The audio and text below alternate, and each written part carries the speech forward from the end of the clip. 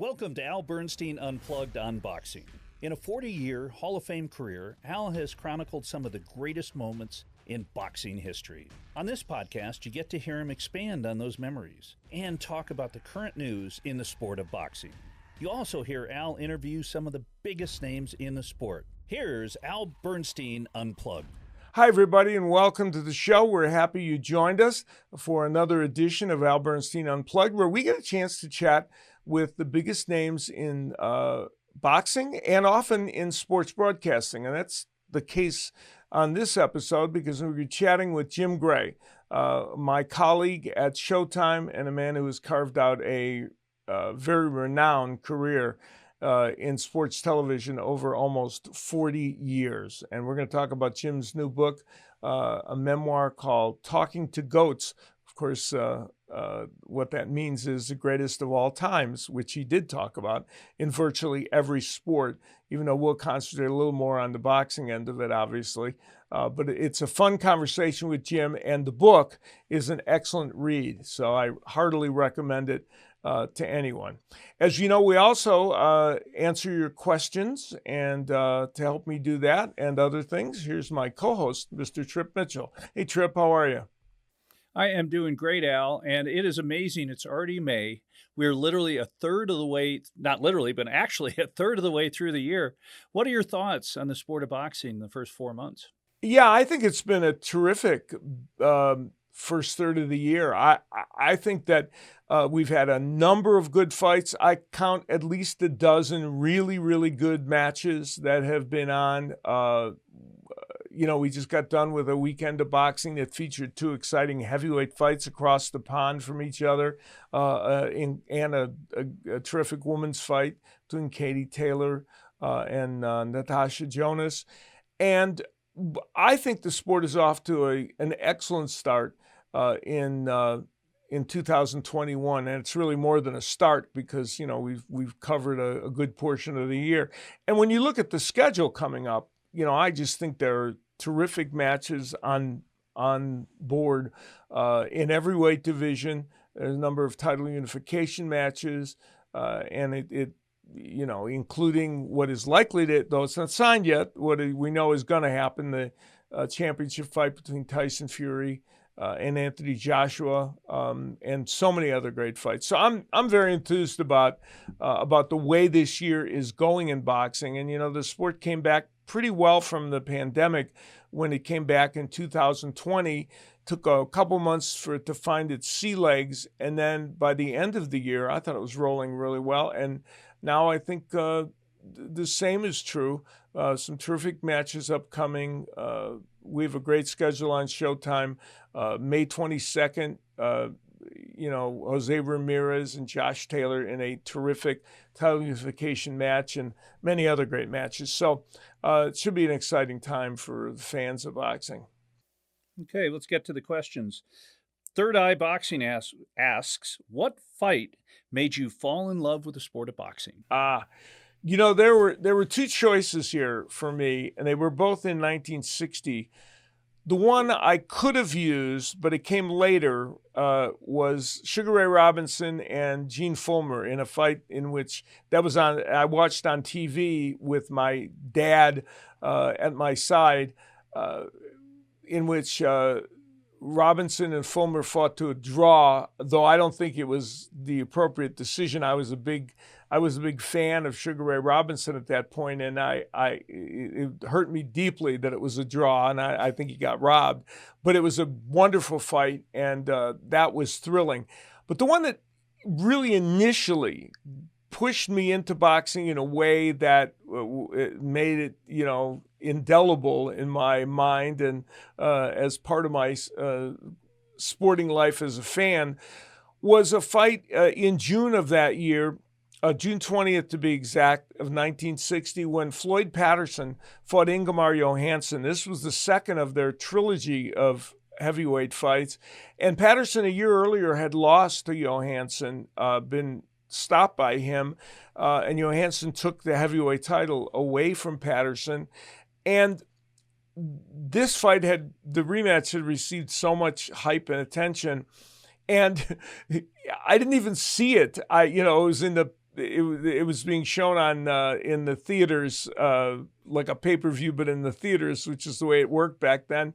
So I had to listen to it on the radio, and I had this little transistor radio next to my ear as I hid under the covers because I wasn't supposed to be up that late. So my parents didn't know I was listening to this, and it was so exciting. It made it even more exciting. It was on radio because I had these visions running through my head of what was transpiring. And of course, Floyd Patterson won in a 5th-round knockout, a thrilling knockout with that giant left hook that knocked Johansson out cold for a while. And it was an extraordinary fight and so exciting. And it fired my 10-year-old imagination in a way that got me hooked on boxing. And when the knockout came, I couldn't help myself. I kind of erupted. And I remember my mother walking and saying, "What's going on in there?" I said, "Oh, nothing. You know, it's like trying to hide the fact that I'm listening to the radio." But it was very exciting. And I think that's the fight that got me so interested in boxing that I was never going to turn back for sure. Now, during that, shortly after that period, of course, is when the great Muhammad Ali got involved in the sport, and he is a integral part of the interview that I'm doing for this show because he plays an important role in the early career of Jim Gray, who, of course, is my Showtime colleague and a man who's just written his memoir, Talking to Goats, Greatest of All Times. And Jim has had a 40-year career in television that has included covering virtually every major sport. But boxing has, over the course of time, became an important part of that career. His work at Showtime, where he's been since 1992, has been a big part of that and all the major pay-per-views that he's done. And in this interview, we revisit a lot of the memories that he has with the biggest names in the sport. Let's take a look at our chat with Jim Gray. Jim, boxing has played an inordinately big role in your very big career. And while you've interviewed people from every single possible sport imaginable and beyond, boxing's had a key role. And it started out doing that because the most amazing thing I think that people may learn from your book or be surprised at is that your very first interview was with Muhammad Ali. First interview I ever did was with Muhammad Ali, and I was an intern, and I had become a videotape editor. And when I was editing my videotape, I was a freshman in college, and I was editing the Broncos with the Red Miller show. Al, he was the Broncos coach at the time, and they were getting ready for the draft, and Ali was getting ready to fight Leon Spinks. And after Leon Spinks, he was going to have an exhibition in Denver at the old Mile High Stadium. Bears Stadium became Mile High Stadium against Lyle Alzado, who was a defensive lineman for the Denver Broncos. So at 7:15 in the morning, in came the assignment editor at the ABC bureau, the ABC station there. Her name was Sue Tu. She said, "You know something about sports. You were the sports intern." I said, "Yeah." Why do you ask? She said, "Well, Muhammad Ali's 2.5 hours early at the airport. Run out and interview him, please." Well, back then, nobody had a cell phone. Nobody had a pager. Nobody had anything. It's 1978. Right. You didn't answer your home phone at 7:15 in the morning. That was it. That was the end of it. They couldn't find you. So if you were eating breakfast, out for a jog, in the shower, whatever it was, so they couldn't find any of the anchor people. They couldn't find any of the sports guys, so they sent me out. So I went into the weatherman's office, tried to put on his coat. He was a little itty bitty guy, nothing fit. So I went out in my jeans and a shirt. And there was Muhammad Ali. And I asked the first question. He said, "You're doing this interview?" And I said, "Yeah." And the whole entourage started to laugh. Well, that laugh really helped me because when they were laughing, it loosened me up. And no longer was I talking to the most famous man in the world, the great Muhammad Ali. I was just another guy. And it was funny. By about the third or fourth question, Ali said, "You sound like the local Howard Cosell." Well, that was the greatest compliment I'd ever had in my life.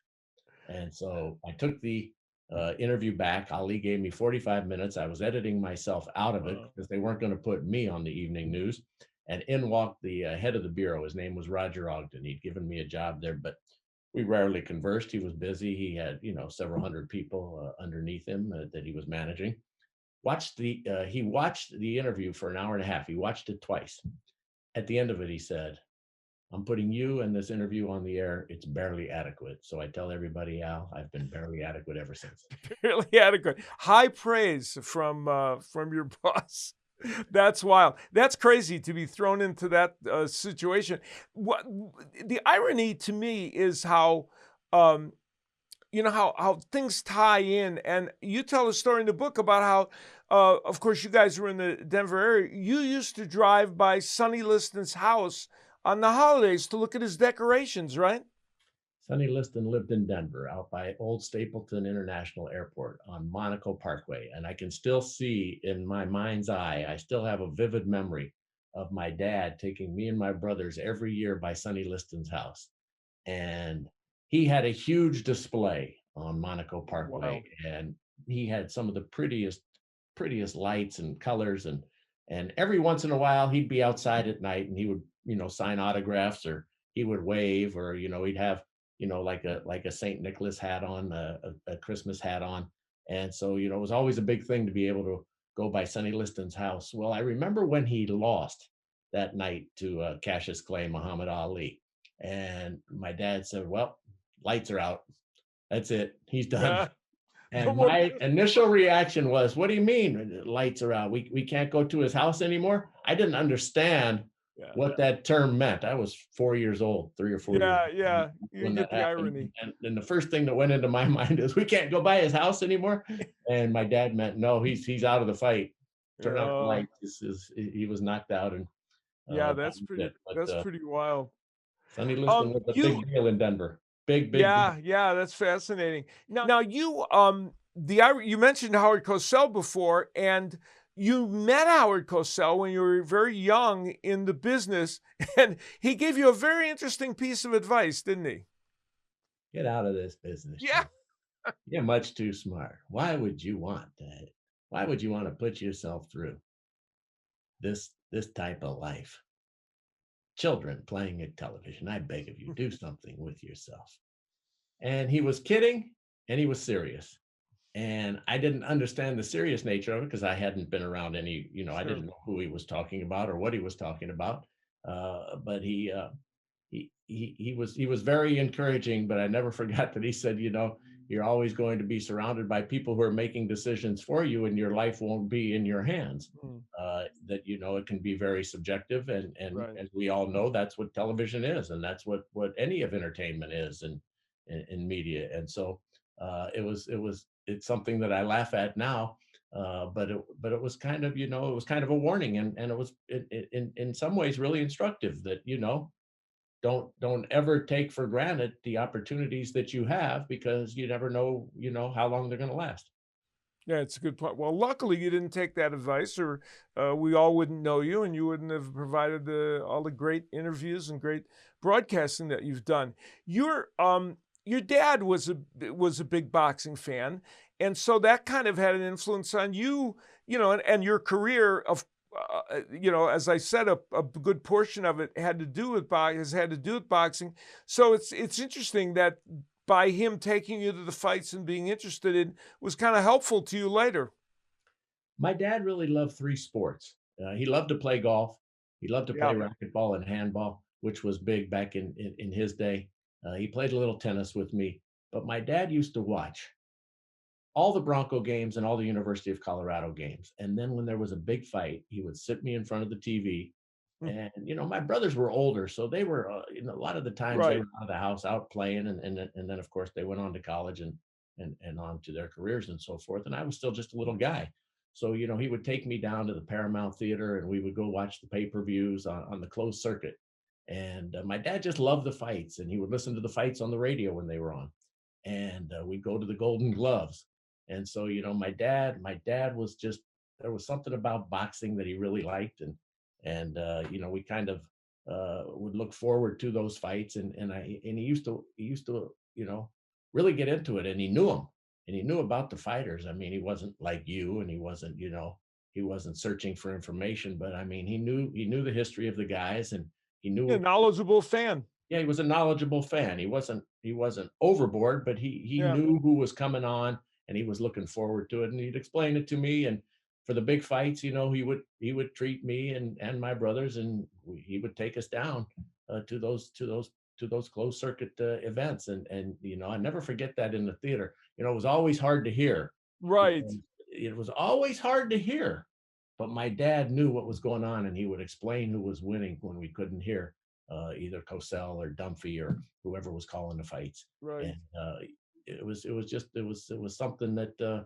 we looked forward to. And then, as I got older, he would go to the fights in the Caesars parking lot. In fact, one time Yeah. he got pickpocketed there, and it was one of the stories that he loved to tell. From I believe it was the Ali Holmes fight. He got pickpocketed going out of there, and Yeah, that's one of the things that provides you with a story that you can tell, right? yeah, You're annoyed that it happened, but it gives you a good story. but he would go to all of those, and he would he would Yeah. he would fly from Denver, and he would make it a weekend, and so it was just a great memory.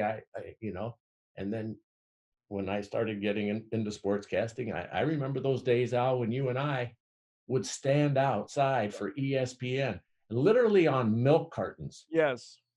in the parking lot of the Las Vegas Hilton or at Caesar's Palace. And I would be asking you questions to analyze the fight of something that we would have to leave early Right. from to get out to the milk cartons in time for Sports Center. So I mean, it was a great experience, and you taught me an awful lot, and you were patient, and I always appreciated that. You still are. No, we had fun. We had fun doing that. We had a good time. And people don't realize, right? ESPN has come such a long way. But back then, in the early '80s, they were not exactly this high-powered organization. And you're right; they'd get a milk carton or do whatever they could rig up. A couple times, remember, we were on top of a satellite truck I was just talking to David Brovsky, and he was reminding me of it. So we were like doing community theater on TV, right? Yeah, and it was Vegas. I mean, we did the Kauai fight in Atlantic City. Uh, Dwight Muhammad Kwai fight, and and, and Yeah. and I remember we couldn't get to where we had to go, so they threw us the equipment, and they were lifting down the camera. It was like it was I mean, outside the convention center. But we didn't think anything of it. We were just No. trying to do our jobs and spread the information and share the interviews. You're right. We just thought, well, this is the way it must be done, and we did it. We did it that way. Now you did, of course, as we said, you did your first interview with Muhammad Ali, but ironically, you would do his last interview on television, which is really, I mean, that is staggering when you think of that, that happened. How did that come about? Well, in 2004. I had an idea that I presented to ESPN that we should gather America's greatest living Olympians, and we should all get together and do a roundtable. And I had done a few of these roundtables before, and they had gone well. We had done New School, Old School with Larry Bird and Magic Johnson. Mhm. And we got together with Carmelo Anthony and LeBron Cool. James, and we went to the original field house in Indiana. So we had some shows that had garnered attention and had been successful, and really produced some interesting information. And so I suggested this to my bosses, and they said, "Well, who can you get?" And I said, "Well, let's get Muhammad Ali, Mary Lou Retton, Carl Lewis, who was still the most decorated track and Yeah. field athlete of all time, and Ray Leonard, who patterned his whole life after Ali." So It's a pretty good lineup. we had the greatest, and we had the best track and field, Yeah. and we had the woman who, transformed women's Yeah. gymnastics and in a lot of ways women's sports in our country, following True. Nadia Comaneci and Olga Korbut in Right. Mary Lou Retton, who had won in '84. And then, of course, Ray Leonard was an icon. And I said, you know, let's go and talk to Michael Phelps, who hadn't won a medal yet.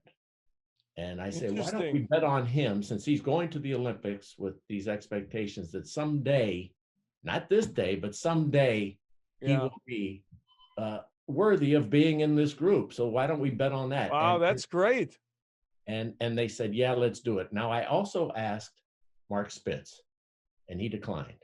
And I probably spoke to Mark Spitz 40 times about this. And he was polite and he was courteous. And I had talked to him before. Yeah. I worked for Bud Greenspan, who was the great historian and Sure. Olympic documentarian.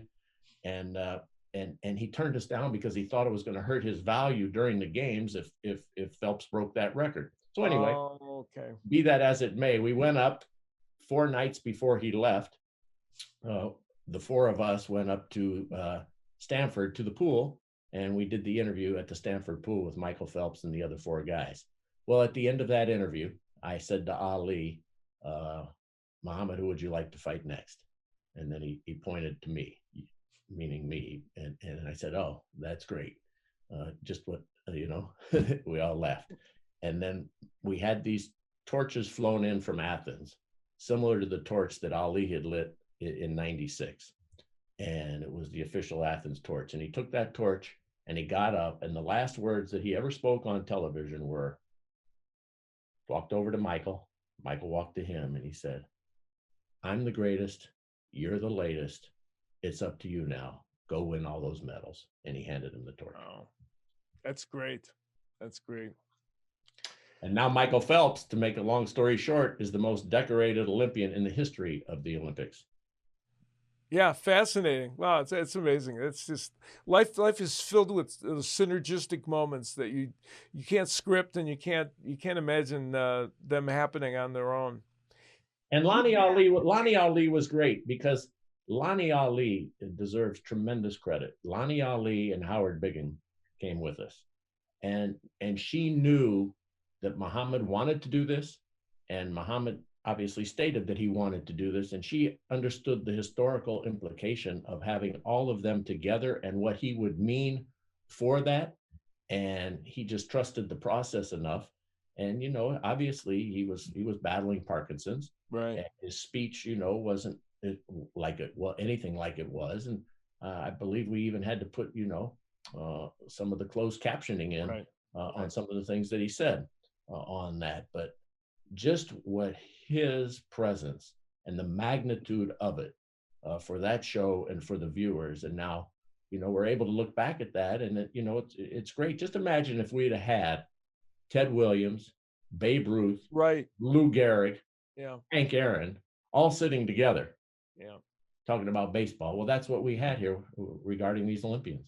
Yeah, it's comparable. Well, you have had over the years a fascinating and unique relationship with Mike Tyson. I think we can safely say that. And you go back to with him also in unguarded moments. And one of the great stories you tell in the book has to do with him in his younger days, with he and Don King, when he got into a fender bender outside the MGM. Tell folks what happened when he got into just a little fender bender and what that meant for him and a security officer. Well, I was just by chance in Don King's office. This was the night before the Holyfield fight, not the ear biting, but the first one. Mm-hmm. And Don was writing out checks, and he said, can you imagine I'm giving this guy $30 million before he fights? And he showed me the check to Tyson for $30 million. And wasn't but 5 or 10 minutes later, Tyson walked in to pick up his check. Came in, picked up the check, thanked Don. Don said, please, just don't do anything stupid tonight. Don't get into any trouble. Don't do anything. And Mike said, no, it's not a problem. Of course not. So we walked with him out. And you know how that MGM Grand Garden is. You walk out, and there's a big loading dock in the back. And we go out to the loading docks. And back in those days, now they have these things that are automatic, these security things that stop people from breaching an area that they don't want them in. Back then, they used to be high fire hydrants that they lifted them up. Okay. So when Tyson drove in, obviously the coast was clear. Well, he backs out this brand new Lamborghini and he dents it into one of these like fire hydrant security things. And he gets out, and it's $300 and something $1,000 car back in 19 whatever that was, 97, 95. And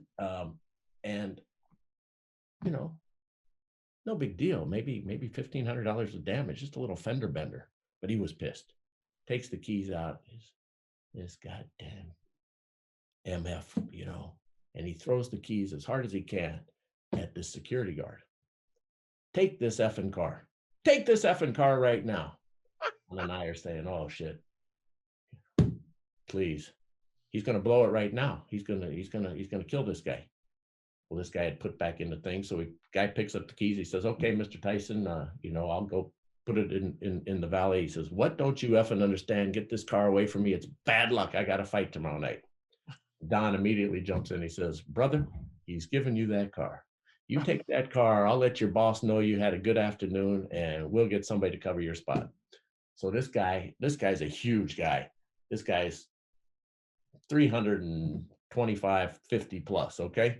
He's trying to get into this little seat, and he's like shoving himself in, and he's trying to figure out how to start the car. And you can just see Tyson boiling. You can just see, that anxiety and that anger. Anyway, the guy drives away, and Tyson gave him that $350,000 car right there. And about hour and a half later, Don and I were in the Forum Shops. We went to dinner, and there's a whole commotion, and they come and get Don. Well, Mike had gone shopping in one of those really fancy stores, and he had bought $850,000 worth of pink shoes, orange scarves, all kinds of stuff. And he told Don to pay for it. Well, that was the custom. So Don says, well, give me back that check. So Don takes back the check, tells the people at the store, he'll take care of the bill, takes care of the bill. And Tyson comes back the next day and gets a check for $29,200,000. But the second that he took all of that stuff out of there, it was worthless. I mean, I guess it was worthwhile if that's what you want to wear, but it had no value of, but Mike didn't care about money. Mike honestly tells you, tells me, tells everybody, no matter who it is, he enjoyed his life and he enjoyed the moment. And whether it was with women or drugs or material possessions or whatever he did, he doesn't regret those moments. He loved those moments of being in that moment. And so he just lived his life, and it was a life of extremes. And we've seen it all. Yeah, that's exactly, and that story indicates that as well as anything. So the interesting thing is that the first part of his career, when he was on ESPN, I got to interview Mike Tyson constantly after every fight. Then he went over to HBO, and then for the last third or so of his career, he came to Showtime, where you then were interacting with him on a regular basis. And that was the period of time when you started to kind of have this on-the-air camaraderie, if you will, or relationship with Mike Tyson. And you interviewed him during all these emotional moments.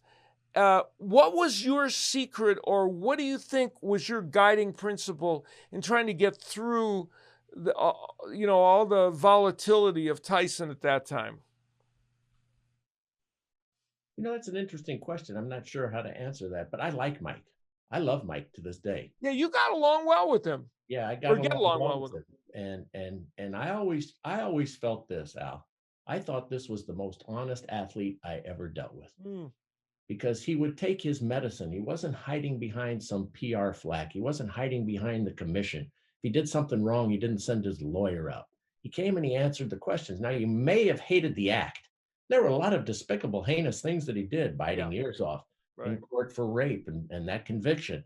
All kinds of things that he did that we all saw and witnessed. But he answered the questions, and he never said, don't ask me. And he never snapped when he did ask him. Again, he came out and he was accountable and responsible for his behavior and for his actions. And even if they were excuses, they were responses. Yeah, right. And who does that? True, not that much. Day? Interesting. And of course, your most famous interview with him, and one that will, is a big part of broadcasting history, is the interview you did with him following the ear biting incident. And you do a great job in the book of detailing your thought processes that was going on and everything about it. That had to be a pretty extraordinary moment for you to deal with.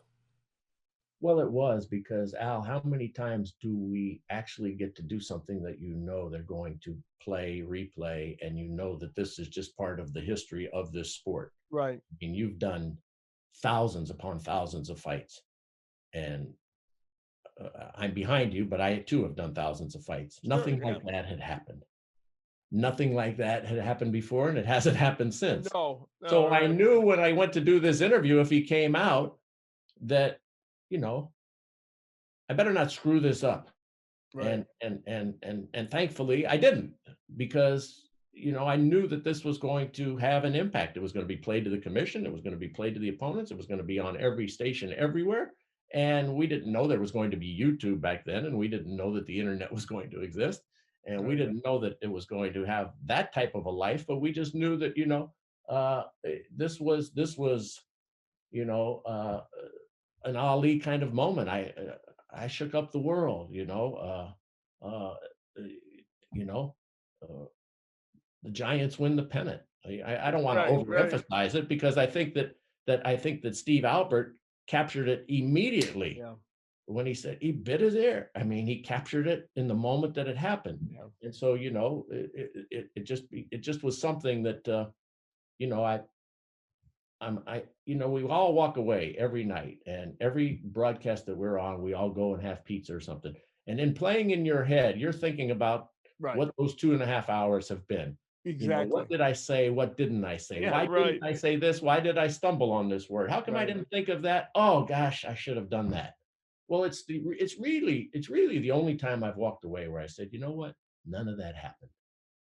None of that happened. And David Dinkins, who we work with, was fantastic that night, because one of David's great qualities is that he trusts his people. Okay, well, he didn't interrupt me. He trusted that I had it, and if I'd have missed something, he would have told me, and he didn't tell me to go to a highlight, or he didn't say, ask this. He just let me listen to Mike. And by letting me listen, he showed his brilliance. Because a lot of guys wouldn't do that. They would be excited to want to run in the highlight, or they would be excited to say, get to this. That's really a good point. Or whatever. And he was fantastic, and the whole crew was fantastic. We get credit for things, when something goes well, because we're on camera. Right. The photographer that night was assaulted. Okay, he was knocked down by Tyson's gang of leaving, or the police. Could have even been the police. We don't know. He got run over with his camera. Okay, he didn't have to go do that interview. If he'd have gone home, everybody would have understand. Right. But he came and he showed up, and it was in focus, and he was zoomed in at the right time. So I mean, we're all dependent upon each other, and it was just a great night by Showtime for all the wrong reasons. And it was, I've always been grateful to Mike. He came out and did that interview, and he always did. Yeah, which he could have gone the other way too. He could have demurred and not done it, and it created a great moment. You you have a little passage in the book about an interesting moment that we shared, and it involves Mike Tyson at the MGM Grand, where it was you, your wife Fran, your lovely wife Fran, who's one of my favorite people on the planet, and me. And we were just kind of standing there. It was before all the fights. It was some fight that we were at was going to start.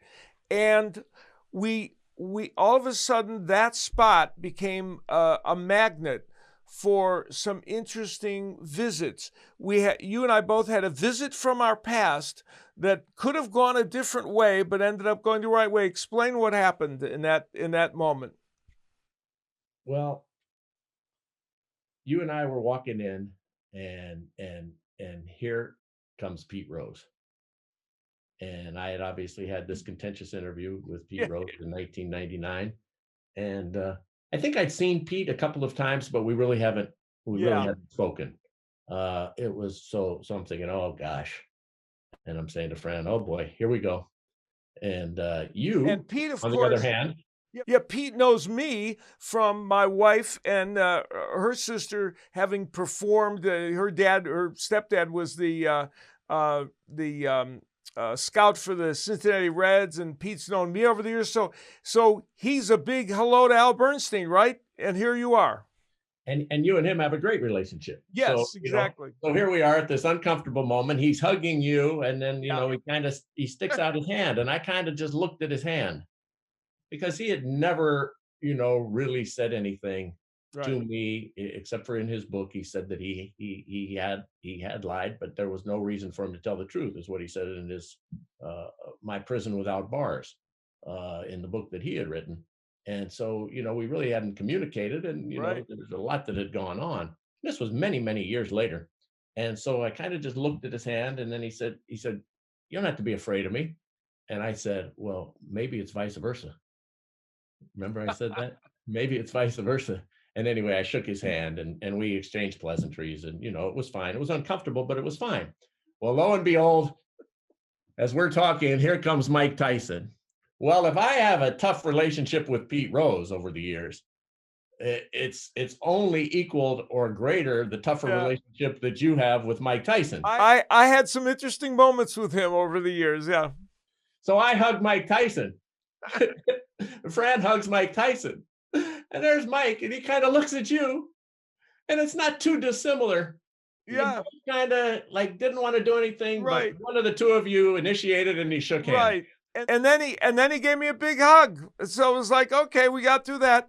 And I remember when they left, I remember turning to Fran. Either you said it or I said it. I don't know who said it. We said, you know what? There must be something special about this spot, right? And what we need to do is get the Israelis and the Arabs over here to try and settle their differences right on this spot, because they'll definitely figure it out. I can see that spot. It's right by that little stand, right where you come in, and it's before you go into the main doors of the Grand, where you actually walk into the arena. It's kind of like where we have those conference rooms. I can still see that moment. The next day, we were walking into Forum Shots, and I hear, "Hey, Jim, what do you think about that fight? That was really something." Well, Pete was signing autographs, and now he's like my old lost friend, and he calls me over, and we spoke a few more minutes. If you fast forward all these years, when I wrote the book, Talking to Goats, we did a special. Fox was nice enough to give me a special. And so we went back and talked to a lot of the goats, Dr. J and Tom Brady and so forth. And I just thought, you know what, maybe I should call Pete Rose. So I called Pete, and he agreed to do the interview. And we did an hour and 15-minute interview for the special. And he was really, really something. He was, quite forthright, and said that he had handled the moment wrong. And, and he also said that he still bets on baseball, only legally now, through casinos, as he lives in Las Vegas. But it was really interesting. At the end of it, he held up the book. And he said, "You see this right here? I'm going to rip out the chapter on me. But this is a great book. Jim's talked to all the goats, every single goat. Maybe we even talked to Babe Ruth. So I hope it sells 1 million copies. Just don't read my chapter." Very, very nice. Yeah, the book, I should say here, add again, as I did earlier in the show, is a wonderful read. And of course, we concentrated more here on the boxing part of it for all the obvious reasons. This show is about boxing. But you will get, whether it's Tom Brady or Michael Jordan or any of the other great athletes that Jim has stories about, it will be impressive to you, and almost as impressive as you casually mention in the book that Muhammad Ali showed up for your 50th birthday party at the Palms, which was a surprise party that Fran had put on for you. And I remember when I was standing there with my wife Connie, and it was a pretty high-powered group that she had assembled there for your party. Don Shula, Jerry West, Eric Dickerson. I could go on and name 30. Larry King, could name 38 other A-list celebrities. And then at one point, I was looking at the elevator, and I turned to Connie and I said, I think this is definitely an A-list celebration, because at that moment, Muhammad Ali had walked off the elevator to come into the party. I said, if you have Muhammad Ali at a party, I said, I think it's significant. Well, it was great that he came. From that first interview, um, he was just really special to me in my life. And and Bob Arum, they put that interview up. At ABC, they had something called DEF, Daily Electronic Feed. So all the ABC stations would send their best stuff out. So DEF put that out of that interview, and it went all across the nation, and Ali saw it. And so Ali would then invite me or make sure that I was credentialed to go to the rest of his public appearances or fights. So he let me interview him all those times, going forward. And it was toward the end of his career, obviously. There was the two Right. Spinks fights, and there was Holmes, and there was Burbick, and there were some other events and so forth that he did. The Alzado fight, he came back and did. But he let me interview him all the time. Well, Bob Arum saw that, and Bob Arum saw that this was something that had caught on, and so he hired me to work for him. He would do these satellite interviews. Bob was way ahead of it. He would put up Yeah. these satellite interviews a week before the fight, and he would give me access to all these guys, Ali, Hagler, Hearns. It didn't matter who it was, Duran. And he would hire me, and we would put these out. Well, that meant that all the reporters didn't have to come to Vegas. Didn't Exactly. have, Yeah. Right. didn't have to travel. So he was so smart. And so Don King saw it. So that's really how I got my start in boxing. But, Ali, just, we became friends just because of that first interview. And, you know, he wanted to give young people a chance. I mean, it wasn't just me. It was me because I did that interview. But no matter where you went with him, he had time for everybody, Yeah. and he would always display it. I never saw the guy in a hurry. I never Right. saw the guy blow or brush anybody off, and it didn't Yeah. matter whether it was a chairman of the board or a janitor or a kid or someone in a wheelchair. He would do magic tricks for them. He would talk to them. He would walk up. He used to love to do this thing where, he had wonderful hands, but they would get dry, and he would come up and he would do this thing in the back of somebody's ear. If they were sitting at a table, and they jump and turn around, and then they'd see that it was him. It was like a cricket in your, and Yeah. they see Yeah. that it was him. And I tell some of the stories in the book, because some of the special times that we had, but he was just so good with people. And so, and Lonnie was terrific. Lonnie was just spectacular in the way that she loved Muhammad and took care of Muhammad through all of those years, and now takes care of the center in Louisville. And so we all stayed in great touch. And it was one of the unexpected things in life. If you would have ever told me that I would have ever talked to Muhammad Ali when I was a little kid, let alone become his friend and have him at my 50th birthday party, I would have told you, no, that's somebody else's dream. That's not happening here. Pretty amazing.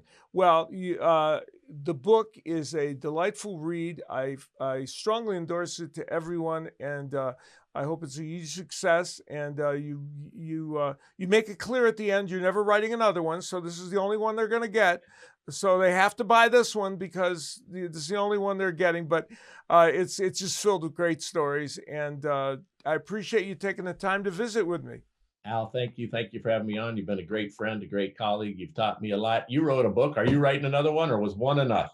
I don't, you know what? I think about it every once in a while, and then I think, well, and it's so time consuming, as you know, that I think, do I want to, commit to that or not? So maybe at some point I will, but I think now we're probably stuck at one. But yeah, I really enjoyed so much reading the stories you had. They were great, and I think you did a good job of conveying to people the essence of, I thought the title was great, Talking to Goats, because you were talking to greatest of all time, and I think you did a good job of conveying what it feels like to be around those kinds of people and absorb what they have to say. It's a pretty remarkable bunch of folks. It's been great, and I really got to thank Greg Bishop of Sports Illustrated. Excellent Wrote writers. this with me. he did a great job. And this, this took 3 years, and, there's thousands upon thousands of events and Oh, interviews, and so forth. So, it was just, thank God I had him, because he was yeah, fantastic. he's really a wonderful, wonderful writer, and I think he's the kind of guy complimented your style of storytelling as well. So I think that was a great thing. Well, I will look forward to seeing you as we continue and have a great summer of boxing on Showtime. We're very excited about the schedule we got coming up, so we're all going to be busy running around with fans in the stands, which is great. We're coming back to California, and then we got, I think, Houston on the schedule, and Yeah, Atlanta, and then we got Floyd Mayweather in Miami. So go it's gonna be a figure. lot of fun. Yeah, we're going to have a good time. Hey, thanks, Jim. Thanks, Al. Thanks for having me. Take Appreciate it. care. So that was my conversation with Jim Gray. I heartily endorse you getting his book, Talking to Goats. It's a terrific read, and there's a lot of interesting stories. And the one that he and I talked about toward the end of that interview, the moment we shared at the MGM Grand, I thought was a fun story with Mike Tyson and Pete Rose. It was really hysterical because at that moment, we avoided disaster twice. And you never know how those things are going to work out. You don't. And Jim has upset some people in his career. You've very rarely, but Mike Tyson wasn't a big member of your fan club at the time. No, not at the moment. Yeah, for some reason. And yeah, you're right. Jim has certainly, he has done more pointed interviews where there's been probably some pushback, but that one was interesting. So we managed to get past that one, and I hope you enjoyed the interview with Jim. I thought there were a lot of great stories recounted. Now do you ever have another question for me? Sure. Before we get to the question, do you ever pinch yourself when you're sitting at the lobby of the MGM and Pete Rose, arguably one of the 2 or 3 most famous baseball players of all time, comes up to you? Mike Tyson, one of the 2 or 3 greatest or most notorious athletes of all time, come up to you, and they just want to hang with you and Jim. Is that kind of a surreal feeling? Yeah, it's interesting, right? And in this case, there were those extra dynamics, but even without those, it's intriguing. And that's, part of, I think in that conversation with Jim, we both kind of were alluding to it, the fact that you wouldn't even have expected to meet these people, let alone count them as people that know you and that you have a relationship with. And it is pretty extraordinary, and that's one of the things about chronicling the world of sports, is that you are, you do get to meet and know all these people. Some are fascinating than others. And so sometimes I think you do have to take a step back. I don't know how anyone could be jaded to it. Maybe, I guess there are some, but it seems impossible to me. Yeah, and one of the things, not to give you a compliment, but you don't do that. Whatever you do. Realize, okay, but you realize that people aren't there to see you do the call. You're there to call the event and let the stars be the stars. Yeah, we're there. Yes, I mean we talk about that a lot on this show, and that's a philosophy that I believe in wholeheartedly. Of course, I want to make a difference in enhancing that event for them.